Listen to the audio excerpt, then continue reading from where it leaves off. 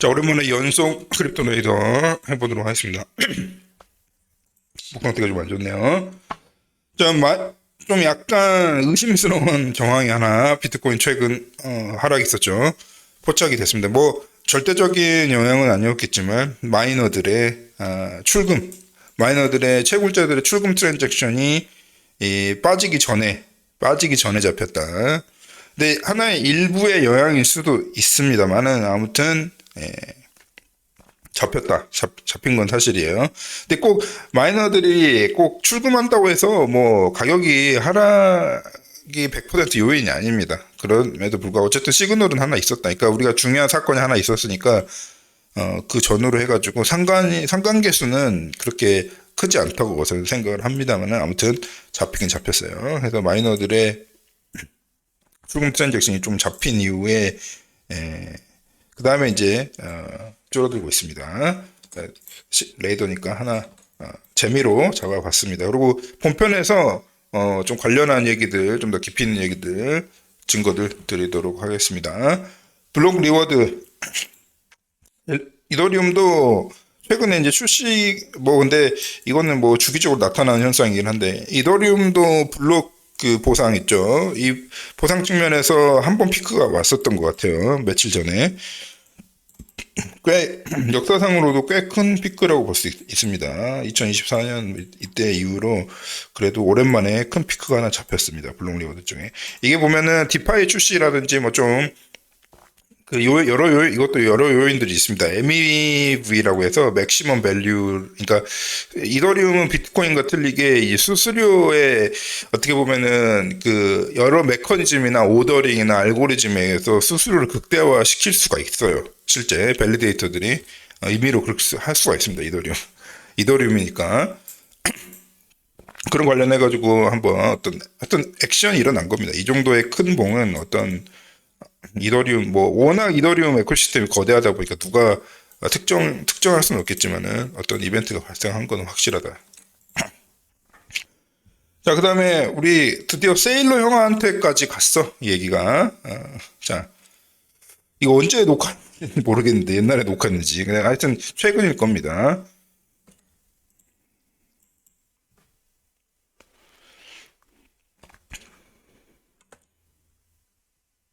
So I think protocol proposals, however well-intentioned, can go horribly wrong. And I think that this debate we see right now over op return limits, this is actually a second order or maybe even a third order change. It's not it's not changing the amount of Bitcoin, which of course is an atomic zero order change. It's not changing the block size, which is a first order change. It's somewhere in the because the inflammatory reaction I thought was a healthy response. It's to reject it, an inflammatory reaction I thought was a healthy response. 네, 헬스 리스폰스라고 했죠. 커뮤니티 반응은 지극히 정상적이다 얘기를 하고 있는 겁니다.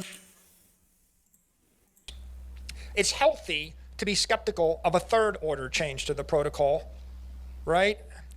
Because it might become a second order change, and if it's a first order change, it puts everything at risk. And the biggest danger is a very talented, well-funded, well-intentioned developer trying to do something good.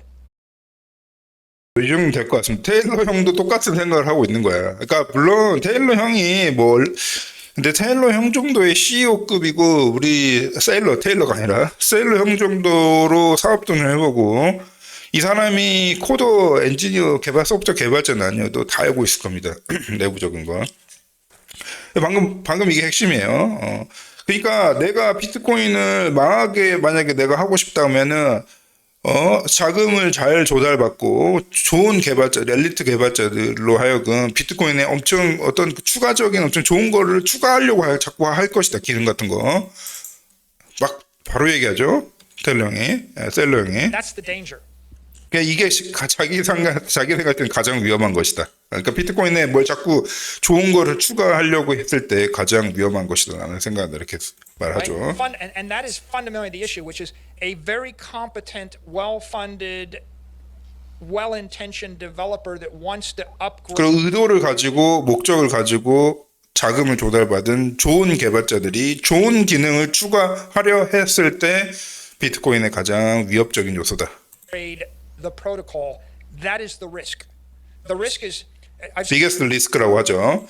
뭐 그거야 아주 그 세일러 형은 보면은 단지 이제 비트코인 맥시고 뭐 많이 홀딩하고 사람들이 그렇게 알려져 있는데 뚜렷해. 주관이 뚜렷합니다. 그러니까 맞든 틀리든 틀릴 수도 있어. 맞을 수도 있고 세상을 살다 보면 틀릴 수도 있고 맞을 수도 있는데 뚜렷하게 한 방향으로 간다는 거야. 이해되세요?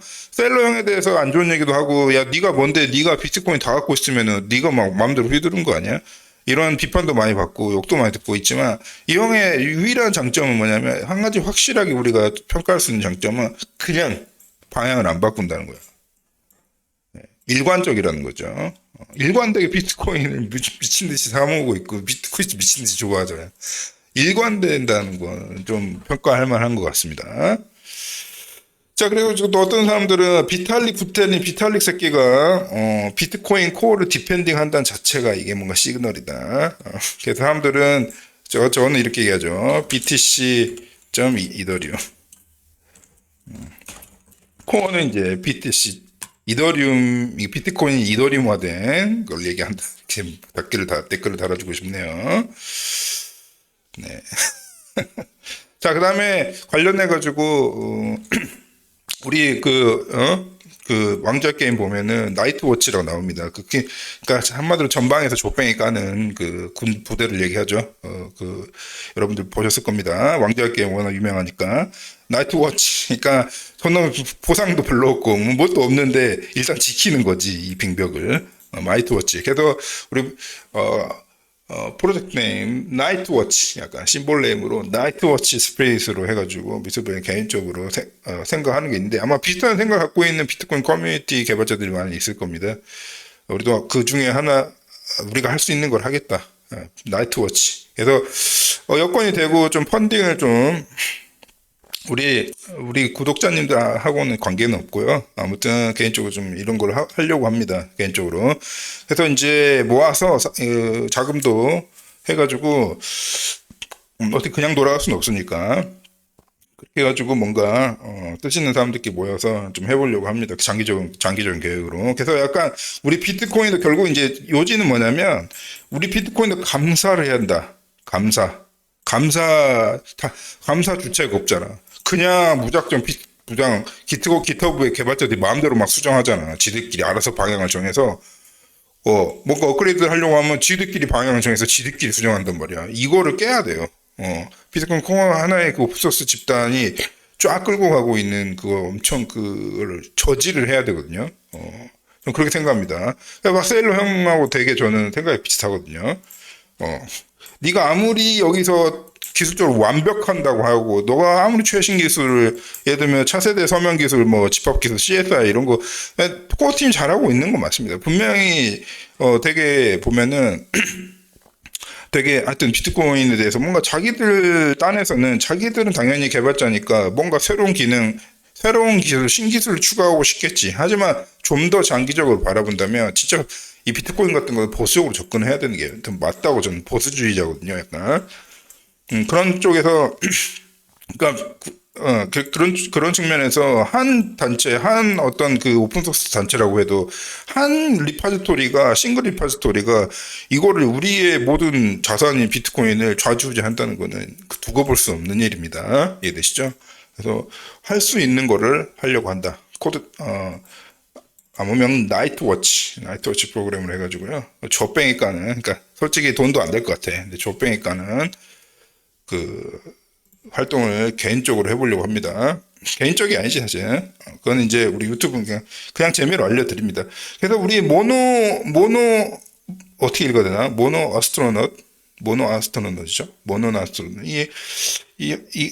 뭐 이미 잘하고 있는 20K 팔로우고 이런 사람들이 이제 인터넷에 많거든요. 비트코인 특히 비트코인에 많아요. 이들이 알아서 하라고 하는 거고 비트코인의 진영이 많기 때문에 이분이 이제 매일 그런 거 UTX 모니터링 하시는 분인데 이상한 정황이 포착됐다는 거야. 탭루트는 좋아. 탭루트까지는 오케이. 그러나 트랜잭션 데이터에 웬 아스키로 인코딩된 게 들어가 있지?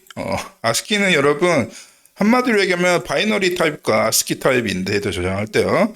근데 바이너리 결론적으로 이 아스키는 휴먼이야. 휴먼 프렌들리입니다. 이 아스키 문자 들어보셨죠, 여러분? 아스키 이런 거 옛날에 장난 많이 쳤을 겁니다. PC통신 시절에. 이 아스키는 휴먼 프렌들리야. 그래서 항상 효율이 2배야.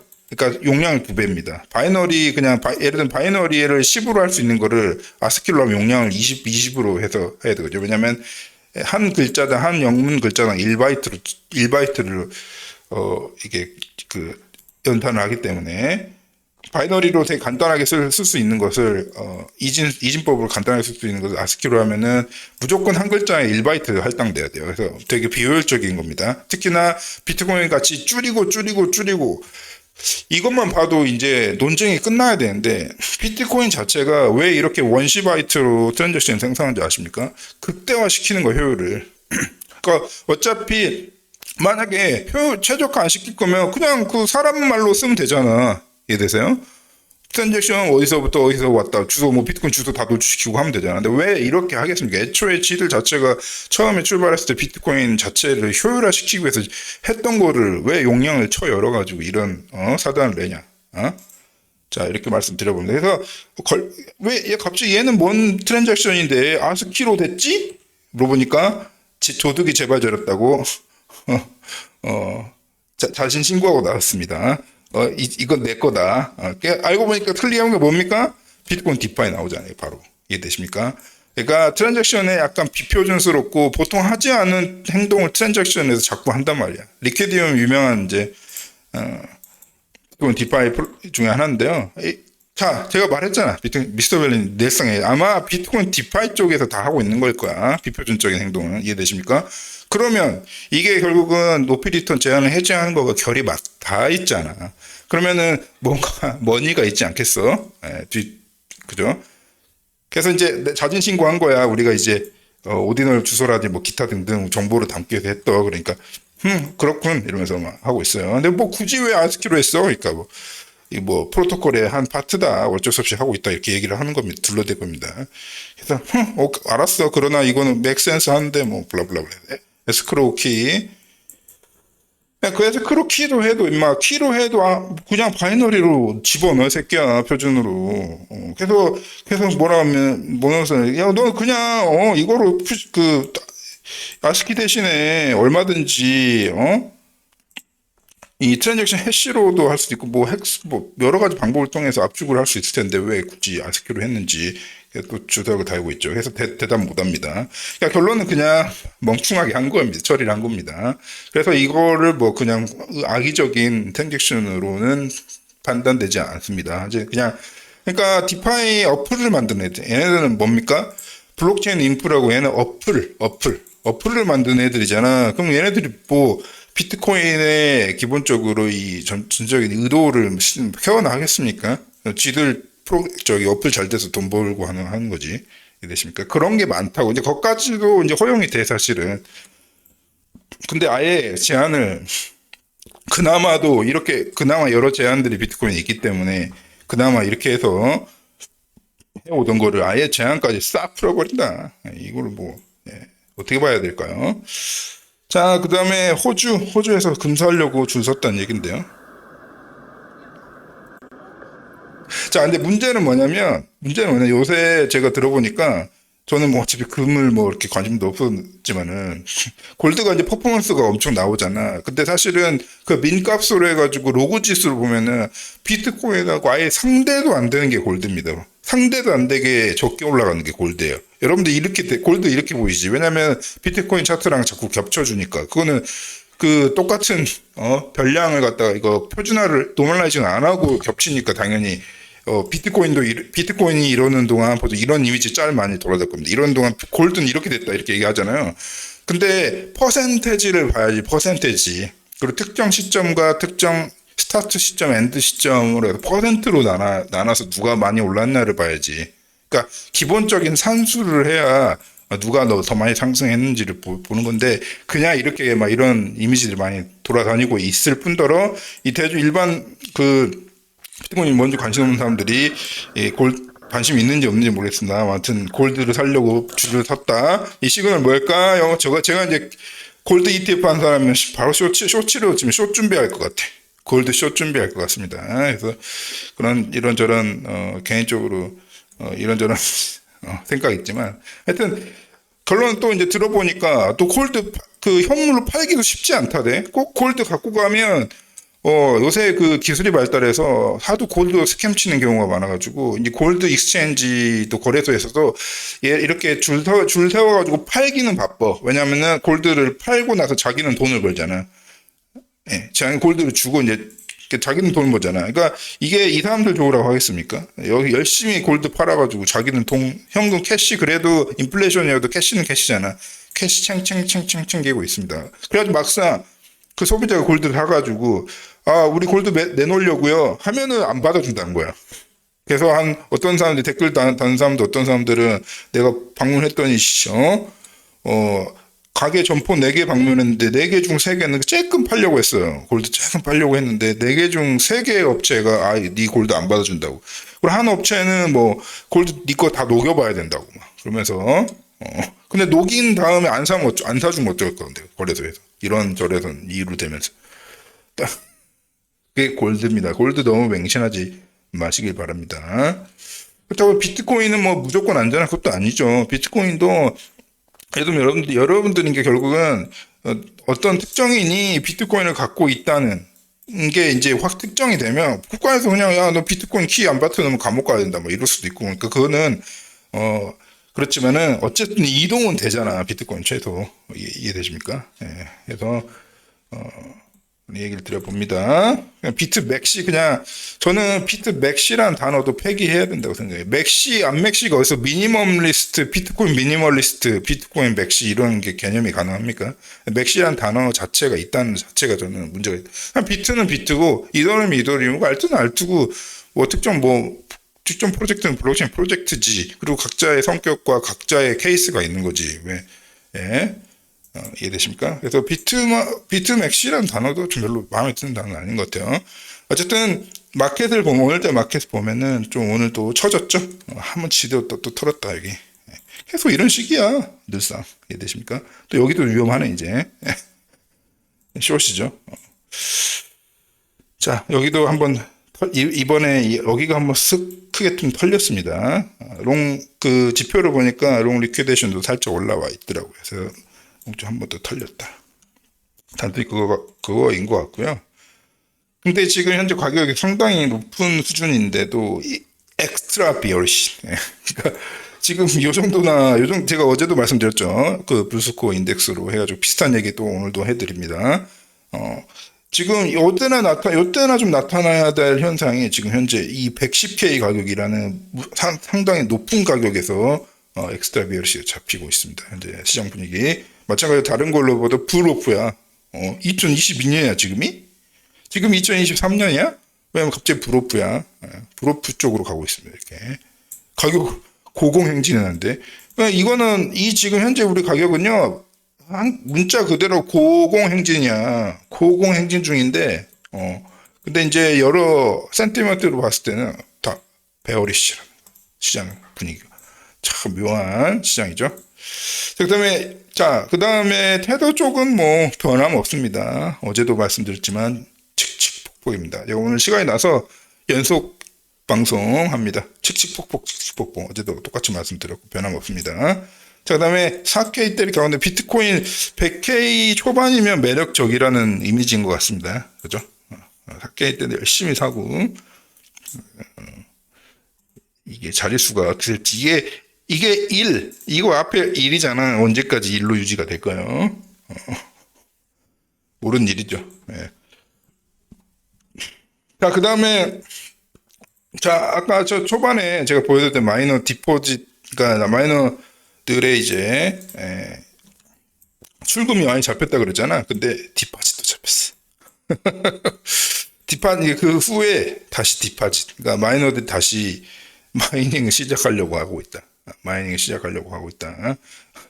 디파, 그러니까 그게 100% 페어링은 시장 상황과 페어링은 마이너 쪽은 페어링은 아닌데 그래도 마이너 쪽으로 다시 또 돈이 들어오고 있다라는 말씀드리면서 종료해 보도록 하겠습니다.